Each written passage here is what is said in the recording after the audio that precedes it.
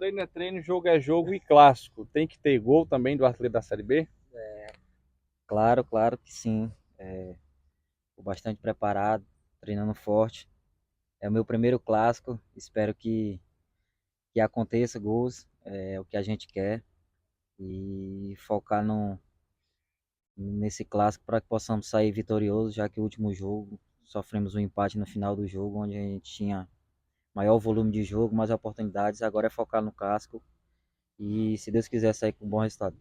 Guarani está sem treinador, né? Saiu, jogadores também deixaram a equipe, acaba se instalando um momento de dificuldade, protesto da torcida. Até onde isso ajuda o time do Icasa nesse clássico? Eu acho que não sei nem o que falar, Tony, porque clássico é clássico, você sabe que é bastante difícil. Todo mundo quer ganhar, todo mundo quer vencer e clássico não é diferente.